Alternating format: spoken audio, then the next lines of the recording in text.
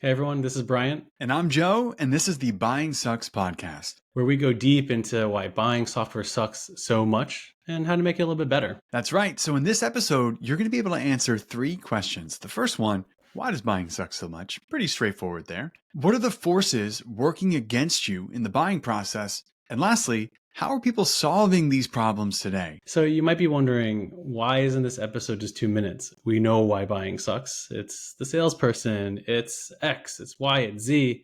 And we agree with you. There are probably some pretty simple answers in short, but our goal is to go deep on each of these questions because we think that knowing them a bit deeper will help us really build out an understanding and essentially give you the ability to look around corners, understand what to expect during your buying process. That's right. See you in there. All right, see ya.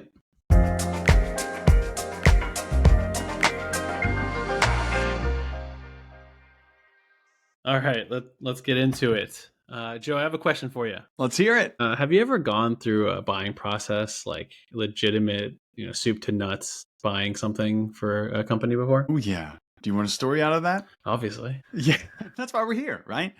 I think the thing that threw me off right away, especially as a seller, you know this, you in your mind are the only choice. There's no one else that prospect should consider.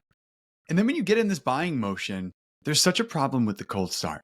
What do you start with? Who do you learn from? What quadrant are you going to look at and use as your guiding compass along the way? And so I was surprised how tough it was just to narrow a list down. And we both love communities and getting input from our friends around what are they using. The thing that threw me off, and we'll talk about more of the scenarios and problems later, was just how many different answers I got. So not only did I not know how to dwindle this list down, I got different answers from everyone that I trusted, which just sent me in a bunch of chaotic directions, I think. Definitely a fun process. Didn't go well the first time we actually settled on a vendor. We ended up changing later too. I'm trying to determine whether or not you saying that it was a fun process and this podcast being called Buying Sucks makes any sense, but I suspect deep down you agree with that statement. Yeah, fun like doing a diaper change in a gas station parking lot when you're on a family road trip, like with your kids. That's total fun. It's A lot of fun. Too real. Too real. Although I'm trying to remember, like our last trip, I don't think we were forced to do that because You didn't have to we buy were anything. lucky. Yeah. Yeah, I think we're good. Well, hey, I appreciate you walking me through that because the whole concept of this podcast is around buying sucks. And what's ironic, and the reason I ask you the question is, I don't think I've ever bought software on behalf of a business. Okay. So it just happens to be that in my experience as a solution engineering leader, we were on the receiving end of a lot of software purchases, but there's not a lot of tools that SEs buy. And when I took a step back and started to try to understand, hey, why is this so hard selling? And then I jumped over to the buying side. I'm like, let me go deep. And what I found out is like it's quite bad, firstly. And secondly, I had no idea how bad it really was. Well, think about that. How many demos you're in, how many meetings you're in, all the outreach you're doing, and you're just one vendor. And you're hoping that there's not even that many other companies they're considering when they get to you in the process. I think that's very well said. Yeah. It sucks for a buyer. It actually like sucks for sellers too, right? Being on the supplier, the vendor side, the effort we go through to gain clarity, to understand what you're trying to do. Yeah. And then when I hopped over their side, I was like, oh shit, like it's them doing it times 10, times 5, times 3, right? However they're trying to go and assess vendors. It's just like it's crazy. Yeah. And it's kind of ironic, right? Because the software you're buying is supposed to be designed to help you do something, make your life easier, improve some business process that's challenging. But the gate is pain and suffering and just challenge, which is it's very ironic when you think about it. It's terrible because you'd think people will learn from us. At one point in our life, we liked buying watches. And the cool thing about buying a watch, if you go to an authorized dealer, right, is they're going to give you champagne, coffee. It's going to be a really fun process. I would say buying software is like running a marathon. Maybe you've got some blisters, you're bloody. And then at the end, everyone's like, wow, you actually did it. A lot of people don't finish this thing. And that is a horrible experience, right? You haven't even gotten to implementation yet. You haven't even gotten to benefit from the problem you're trying to solve. And you've just encountered a really rough go about it. I was wondering where you're going with the watch store analogy. I personally have not gone through the experience, but you'll have to share it with us on another That'll be episode. a future Maybe. podcast. Yeah, an off-topic thing. How can we make buying software a concierge service? And honestly, I think a big part of that is being more enabled as a buyer. I'm not bashing on buyers and how they go about their process, but we are in this era right now where I think tools can really help you do that. There's a lot Yes. more stuff to that before was frankly impossible before generative AI. But now it's way more accessible, and that's super exciting to me when you kind of zoom out and think about it. I love that line, this being more accessible. And there's a concept we used to talk about called slack in the line, right? It's not are you removing things from your process, but how do you create some space to think? And if you are in a buying process, so much of it is manual. Sit on this meeting, talk about how that demo went. Try to compare all the minuscule features to see where you're getting the most bang for your buck. And at no time can you stop and think, are we actually knocking out the problems we set out to achieve?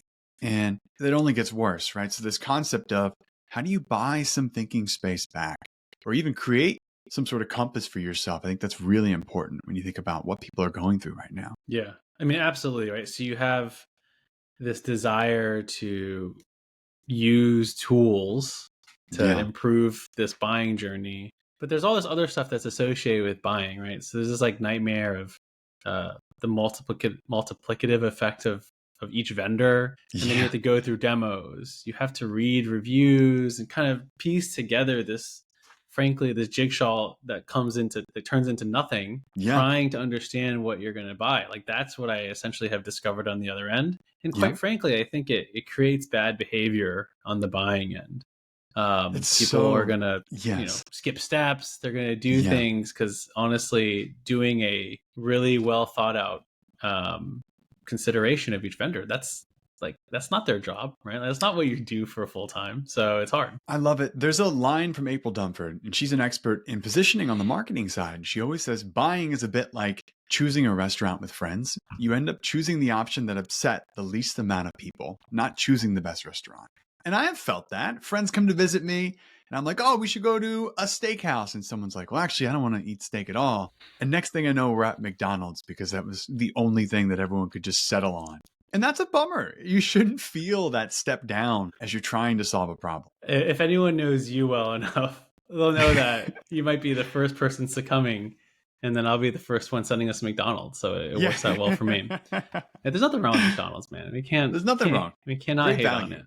Yeah. Speaking of people, not being able to agree on things, you also have this challenge of, the most prominent, the most vocal, the most influential person is the one that's getting their needs met in a buying decision, Good which should not be a point. thing, right? That should not be a thing where, suddenly, Joe has such a strong opinion and has more time to talk about it, or is able to talk over people, whatever the personality trait is. And like that person should not win by default around getting what they need. I mean, this concept of winning in this case is crazy to begin with. Yeah, I love that. I can tell you time after time, especially when we think about the customer service space, we would sell to someone because they wanted to solve their phone problem. They wanted you to call into their company and you to get routed to the right person.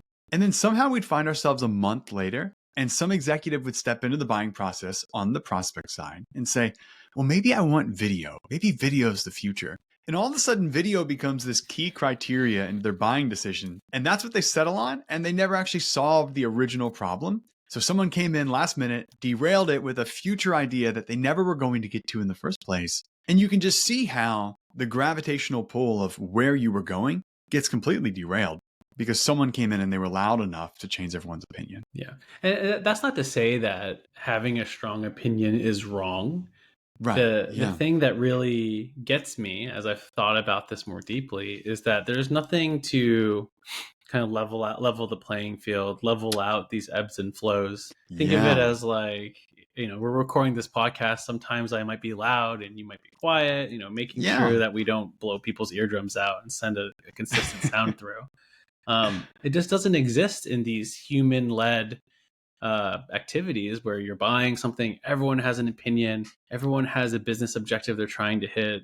everyone's fighting over the same budget, and it's just, how do you even out the I guess signal to noise is what you would Yeah, say here, in order for us to walk away with a really strong perspective on what's right for the business across the board.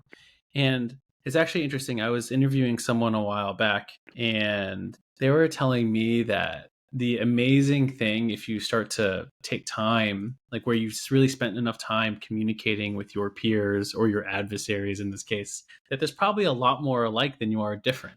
that's right.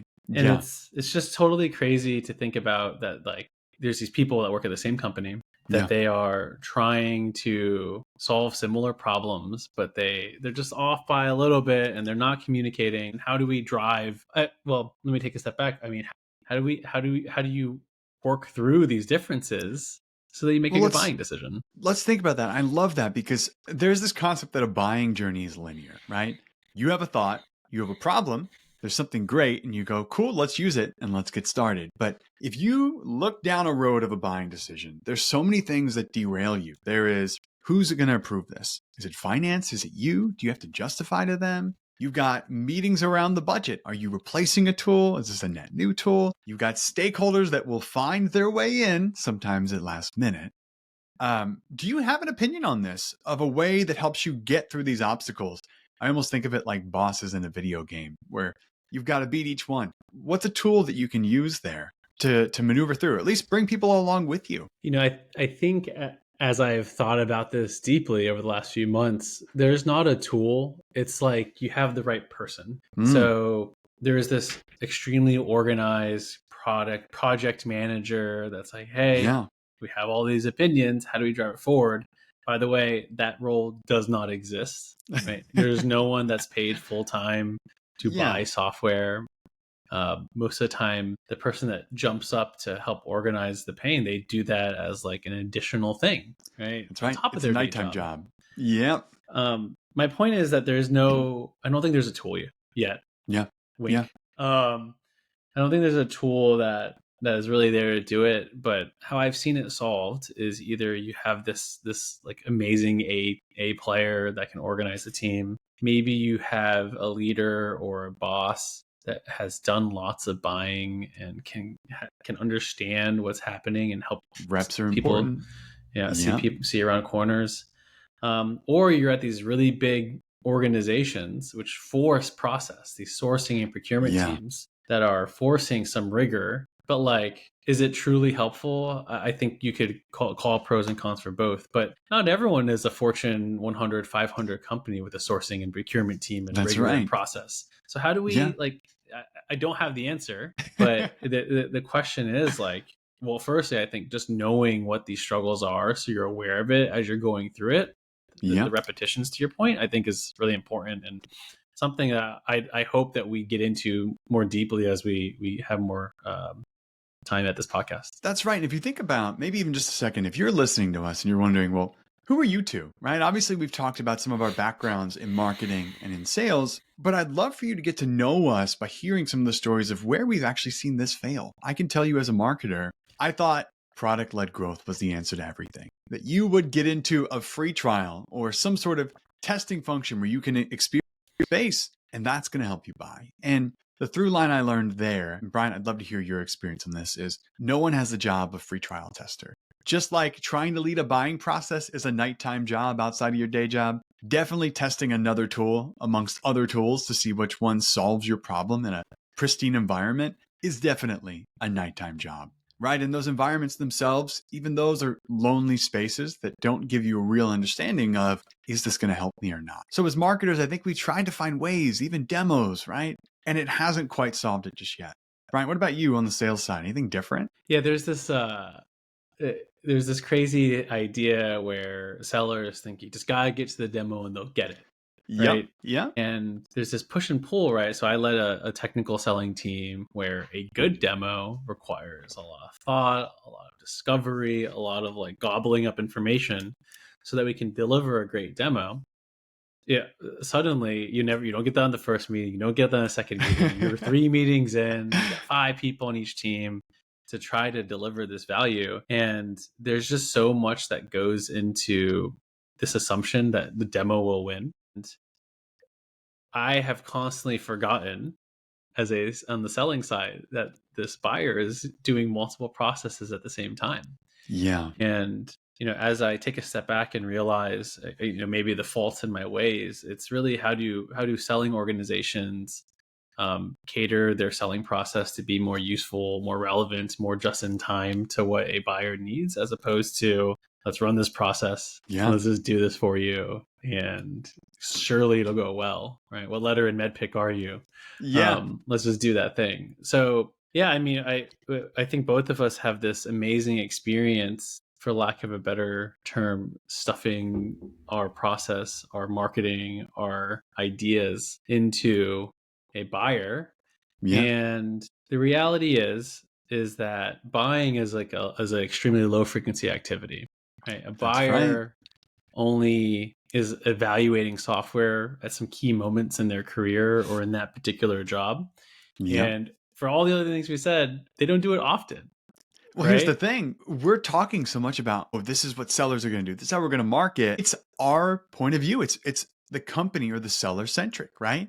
So to your point, I love this. Buying is a low frequency activity. It's new for you. It's all flying at you fast.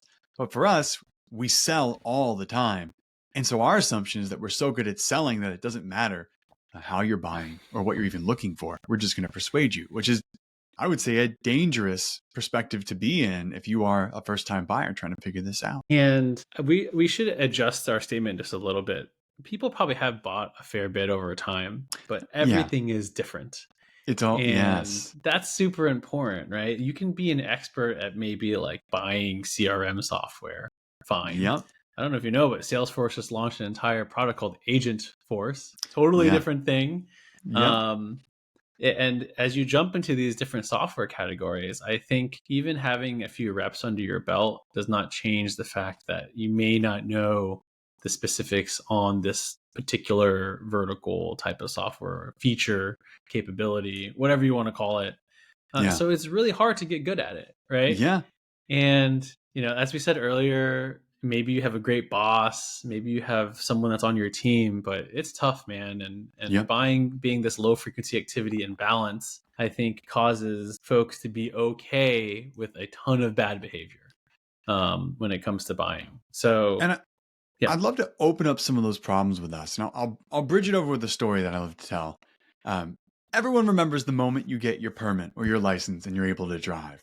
You're probably pretty good at riding a bike by then, right? So just as you think, oh, I've bought stuff in the past, it's different every time. The first time you step into a car, it's a totally different experience. I always say the first time I got into a car, I could pay attention to the lights, I could pay attention to the gas, and the steering wheel. I was not paying attention to stop signs. So I was rolling right through them. And that's crazy. That's dangerous, but it's because so much was coming at me for the first time. I could only really focus on a few things. So think about in your buying process, it's not what are you good at? It's what are you missing because you just can't see it. It's coming at you so fast. Yeah, What are some of the problems? you just Oh, don't yeah, know yeah. what you don't know, right? Exactly. And Yeah. I think that's so important. Folks that are really good at it, um, they are aware of telling you what to focus on at the right time. So in your That's driving right. example, it's maybe you have a really good driving instructor versus someone that's on their phone, or I don't know if they had Yeah. phones back when you were getting a car, but this The carrier idea, pigeons that hang out on the roof. Yeah. it's, um, but this idea that it's like today, like even in that same analogy of driving, like there's probably a person that's really good at it, right? Someone that's good at That's guiding right. you. Same in buying, right? You have a good boss, you have a project manager.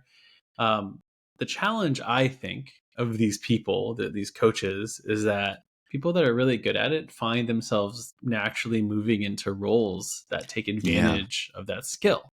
Yes. So if you're really good at it, maybe you're selling software and you're Yeah. guiding. Maybe you're a practitioner selling Yeah. selling the thing that you used to buy. Maybe you're going to consulting. Like they're And you not can't staying in fault these them. roles. Yeah. That's so true. If you go on LinkedIn today, how many times do you see someone say, I was a CMO, I was the head of sales, and now I'm a fractional CMO, fractional head of sales? Same thing for buying, right? You realize you've gotten more reps than others, and that in itself is valuable. So you can't fault them for wanting to take advantage of that skill. But it does, to your point, put the buyer at a disadvantage. They're playing against someone that has just seen the story more than them and can manipulate sometimes because of that. Yeah. And maybe that person doesn't become a seller. Maybe that person becomes a leader of procurement, a strategic sourcing person. Yeah. I don't know if we'll ever get into like the frustration that people have with sourcing and procurement. Maybe we don't touch that. But the really good ones that I've experienced, as a supplier, they're in high demand, That's right? right. They're a Yeah. precious resource if you're really truly delivering value to the business, helping guide towards vendor selection, helping build out your requirements, and they're in a hot commodity because it's a lot of work. It's a lot of work. um, Exactly. so Yeah. this is just I don't know if brain drain is the right word, but either you're really focused on the business and you gravitate towards helping buy software, helping scope, helping guide the buying process, and you're off doing something else. From what I Yeah. can tell, these folks are off leading these organizations, selling, because it is a very profitable activity to go do that. Yeah. They're not staying in that role, continuing to work on business problems. That's right. They're going somewhere else. Yep. So let's say you don't have someone who is a guide to take you through. What are some other things that you need to look out for? I think right away, you and I both, as we just talked about, this idea of single sourcing, that we're the only option when we were selling. That's what we believed. What about biases? Do you see that out there when you think about what people have to navigate? Oh my gosh. I mean, I think vendor bias is such a problem for buyers. It's getting Unless crazy. you're amazing, but Yeah. unfortunately all those people are gone. There's this misaligned expectations. Maybe it's pricing, maybe it's timing, right? Yep. You have software companies where their quarters end at the end of January. It's like Oh, yeah. it's just a different ball game altogether. Maybe it's roadmap, maybe it's Yep. them pushing AI software. I mean, there's just so much that goes into the difference in goals. Now, Yeah. the best sellers that I've worked with are really good at turning vendor biases into a buyer pain, right? They're able to Yeah. associate that and guide them through it. But I think we should be honest, right? The majority of sellers out there are not super adept at this, right? They're starting That's to right. learn, they're starting to figure it out. And as a result, selling is not based on solving pain. It's a totally different thing altogether. And I don't even want us to paint a brush that we are saying, hey, sellers are lying to you. We've all been in the distortion field where you're in a sales role or you work for a company and you're not quite sure what's in the future roadmap and what do we do in the product today. And as a marketer and as a salesperson, those things tend to blend together. So if you're a buyer, the worst thing you would want to hear is, congratulations, you just bought a roadmap. You didn't actually get a product. That is a terrifying realization because now you're strapped in for a year hoping they can figure it out and they care enough about you and your problem to build something for that. I think buyers have to understand that on the other end of the buying process is Yeah. a company that's hungry to stay alive, Yes. wanting a Even now, logo, especially now. and there's just so much. So they're not there to like screw you over, Yeah. but they are there to be a business. That's right. And again, I don't want to like paint too poor of a picture on the other end, but it's really important for buyers to understand and navigate that appropriately, so they're seeing through it, right? Yep. And understanding that this is happening. So I'll pull out a few things there. I think Yeah. if you're listening, it's, hey, what were the expectations? What really matters to you as you're navigating bias? Is there bias as to what the most important thing is related to your problem actually a good thing? Sometimes you might go, yeah, we're thinking the same way. To your point, are you buying a roadmap? It's not someone doing that deliberately, but hey, they know their product's building in that direction. They've got to close a deal too. What about timing? I think that was a beautiful point from you is end of quarter, end of year, people are going to get the deal done. Is that a problem for a buyer or is that an advantage? What do you think? I think it's a buyer for the savvy ones. Yeah. Sorry, it is an advantage for savvy buyers. Yeah. I think the real shame is that it matters at all, but it does. Good The point. calendar year exists. Yeah. And I don't know if there's much to do about it other than the experts at this field have really figured out how to take advantage of it. That's right. but it's just remembering as you're going through the buying process that there's these forces, right, that are shifting what's happening, and knowing how to navigate it, or just being aware of it. There's a lot of you don't know what you don't know, because like you're probably kind of busy dealing with your own end of quarter crap. Yeah, your actual job. Your actual job. But it is a problem, right? It is Yeah. this idea that vendors have their own thing to solve for, which is not Yep. always exactly what you're trying to deal with. You Yep. have to be aware as you're moving through the buying process. Which I think brings us to maybe the most important point is sales in general is very structured. You brought up MedPick earlier, right? The buying process. It's not built with the buyer in mind. It is built with when sales can say, I think this is going to close or not. So I think the thing that I have learned is that means, is marketing going to overwhelm you with marketing content, or is sales going to lay it on heavy with folks reaching out, trying to get one-on-one time? And we all know sales methodologies work, but they are crazy for a buyer, right? And I would argue the technology coming out today makes that even crazier and even noisier. Bryant, what do you think on this? Are you seeing stuff like that too? The idea that there's this immense investment happening right now in, I don't know if you call it the rev tech, sales acceleration, whatever the category is. Essentially, if you're buying software and you are talking to a company, a B2B SaaS company, that there are either 10 tools that they're just trying to kind of exploit and navigate the selling process, AI SDRs who are trying to create opportunities. Maybe it's these pay-to-play review sites like G2. Yes. There's just so much that is going against you that I don't envy a buyer. It's crazy. I may never buy something. I love how you position this, because it almost feels like you're seeing around, like you are on your heels running backwards, because you're thinking it used to be, I went out there's a few companies, we're going to have some calls, have some dinners, and I'm going to figure this out from a relationship. And then you get into, okay, well, now I've got AI SDRs reaching out to me through some obscene personalization that they realize my high school mascot, and now they're bombarding my phone to talk about that before they get me into a meeting. And now you think, okay, I'm giving up on G2 because I don't know if these reviews are real.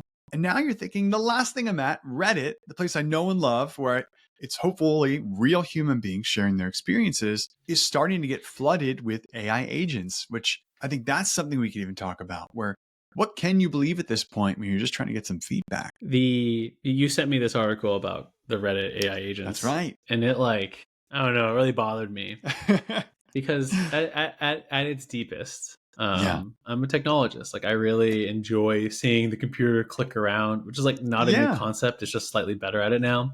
I love that it's creating content. I mean, I've been in the contact center space, the natural language space. It's amazing it can do this stuff. I just think it might be used in the wrong way. I've been spending more time on LinkedIn, for example, wanting to post more authentic content. Can you connect with other people that have like-minded thoughts? And you can see that even for someone that wants to post genuine content, there is so much ungenuine, I don't know the word, the craziness. I mean, there's such a structure. It's like a very generic comment that just regurgitates what you said, and then it goes, thoughts, question mark. There is that. And I hate that, because I think what it's done is take something that's beautiful, which is a community where you can say, I'm stuck here. Who's been in this situation? How do I learn from you? And we're losing the benefits of that just simply to noise. And I would argue there's still some places left, right? There's communities out there where you find other folks like you that are going through the buying process and you try to learn from. But you and I have talked about this. You're not actually giving them the reason why you're buying. You're simply just hearing from them. It's a one-way communication. Oh, this is the best tool. Go buy that. Right? And so you're losing the nuance of, is it the best tool for you, or is it just what they think? If for anyone that's maybe following me on LinkedIn, I feel very strongly on this idea that people build their short list based on picking up the phone. And then did you really get the right information? It's just, we'll go deeper into this topic in the future, but I thought maybe we'd recap where we are for a second and kind of share. So I think we both agree buying sucks. You know it more than me because I haven't bought anything. But and honestly, I say that tongue in cheek.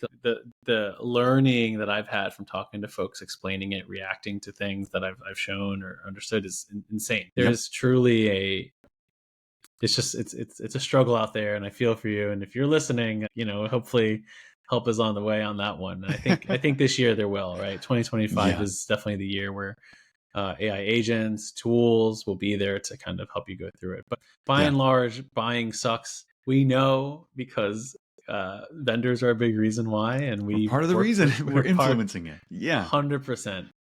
And buying is this low frequency activity, right? You never get Yeah. good at it. The people that are good at it are moving up in their career in other areas. You have vendor bias Yeah. that's kind of cutting away and making that harder to make a genuine understanding or genuinely understand a vendor.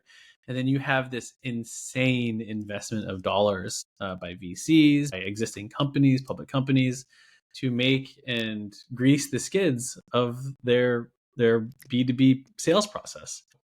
Now you're a buyer, and maybe you're at a Yeah. smaller company, maybe even a big company. It's crazy, right? Like, how Yeah. do you combat this? What are all the alternatives? Like, how do you start to pick away at this? Out of curiosity, Joe, like, Yeah. with everything in mind, right? The Yeah. benefit of context. What are the alternatives? Like, how are people navigating all this struggle and pain today? You will hear this line from the both of us, but it's always, how do you force these systems to work for you, to do the real work? And today, it's very easy to get your momentum pulled towards the seller side, right? I think if I were trying to buy, let's say, customer service software, just as an example, if I were to buy that today and I didn't know what questions I should be asking, I'm starting to think, do I go to an RFP or a request for proposal where I want everyone to respond to my questions? And then I'll take the time and try and marry them up and see where I go. The problem is, as a vendor, especially as a marketer, my job is to overwhelm the content you learn from so that we are the ones building your RFP questions, which Gross. means we're almost incepting your thought to where you go, oh, maybe that's a good idea. Maybe I should ask that. And we are skewing the results in the way that you kind of build a rubric, which is, again, very dangerous. Gross. It's the worst. I was on LinkedIn, and it was like, don't make the wrong decision. Make sure you buy the right X with these 5 things. And Yeah. who posted it? Sponsored content by the vendor. Well, here's the thing. There's a famous line: no one ever got fired buying IBM, right? And then it was no one ever got fired buying Cisco. I'm fairly certain that that line was created by IBM. I could have sworn it was actually an IBM campaign, right? And then it just felt so right because we're so risk averse that we go, yeah, that's right. I don't want to get fired. This is the big name. And we believe these things today, right? They're not our actual thoughts because we don't know what we were trying to start with. And we're not building this guiding sense of some way to step through all of these noise. Yeah, it's tough. What else? I think you mentioned earlier, people are going into trials, POCs, pilots. Yeah. Everyone wants a trial. Everyone wants a pilot. Yeah, they're like, well, like, if we can't trust what you say, maybe I'll trust what you do. What's wrong with that? I mean, there's a billion red flags. I mean, how do you even run these in parallel? How do you decide who to run them with? It's tough. It's like taking a car for a test drive and then you buy it and the wheels fall off. I think when you think about free trials, one, it's a staged environment. So you're seeing it in the best light. The other thing I've learned, and Pep Lau over at Winter brought this up, that everyone signs up for a webinar because they want the recording. They can't make it. No one watches the recording. I have seen this from the marketing side where everyone's signing up for a free trial. They do very little. So I don't see a lot of use in these things or really taking it for a test to figure out if it'll solve your problems. Because again, you're just busy. No one's got the job of a free trial tester. What do you see when you think about the sales process? Do you think that carries through this lack of engagement there? Absolutely. This idea, you said it earlier, no one has this job of testing trials. Yeah. In previous roles that I've had, we would have given the full product away for free for a year. There was like no problem with giving away product for testing, to test out efficacy, to see if it's there. We would have done it all day, right? That's right. I mean, it is SaaS after all. The cost of doing this should be near zero, plus or minus some man hours, which we were willing to invest. And even then, even with a white glove onboarding, and I'll do it for you, just drop the CSV over here, and Bryant and his team will take care of it. People didn't do it. Now, one of the reasons is InfoSec and all these things that say I can't share my data. Sure. That's right. But the other part is like just having the time to do it. And I'll throw in on this POCs, pilots, tests, whatever, is knowing how to measure them. Like, Oh, People didn't even know what good looks like. Not what a everything good is a point. tool, right? Not everything's like, Yeah. does it do A, B, and C? Check, check, check. Yep. Sometimes it's, have we driven an optimization? Have we improved business process? Have we done X to some Yeah. percent, which requires you to implement oftentimes, put it in Yeah. production, put it in front of people to test. And that's hard. No one wants to Yeah. do it. So, I mean, we call this an alternative. It barely is in many cases, depending on the software. Yeah. Now, I do think there is this, I'm going to misuse this concept, but if this was a low risk, low cost thing, sure, go test it all day. For sure. It's Yeah. fine. Yep. But not. Yeah, I think more and more buying decisions are going upper right, which is high risk, high cost. Yeah. So we want to do more pots, we want to do more POCs, but then you run into this problem, right? Which is, Yep. like, who has time to do it? And it's just tough. There's so much that goes into it that it's easy for a seller, a supplier organization to be like, just give it a shot. But Give it a shot. Yeah. it's just not as black and white. I mean, if we had a meter of like effectiveness of this competing alternative, it'd be somewhere down here, not being listed at all. That's right. And even today, you and I are just going through, what are the problems? What are you trying to do to solve this problem? We'll get into some of those solutions as we go. But you brought up a good point. There's a Jeff Bezos line, 2-way doors, 1-way doors. When you're thinking about buying, if this is a cheap purchase, you can walk right out that door and walk right back in it, right? It's easy to stop your subscription. It's easy to find another one. That's fine. Make your decision. But if this is a 1-way door, that emergency door is going to close behind you and it's locked, you really have to stop and think, why are you buying? Why do you need this? And I think there's just so many ways that can get skewed with the traditional systems you're seeing out there. It's like going on a roller coaster and It's like regretting going on it. a roller coaster. Yeah. I may or may not have personal experience on that recently. So the last thing I think that's worth mentioning is just the amount of time. But let me take a step back. I think people will say this is a really important decision. That's right. Throw a million people at it.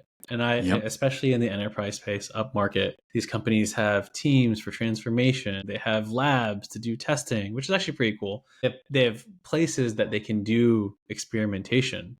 But then you're essentially going through an implementation process. So the alternative is spending a boatload of time and money to go and test these products.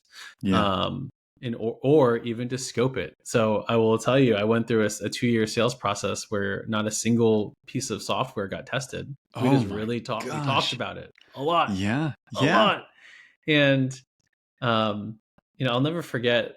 Yeah, I think we did an audit on how many meetings it took to close. It was like 150. Oh my gosh. And I did like a quick test and to see the participants.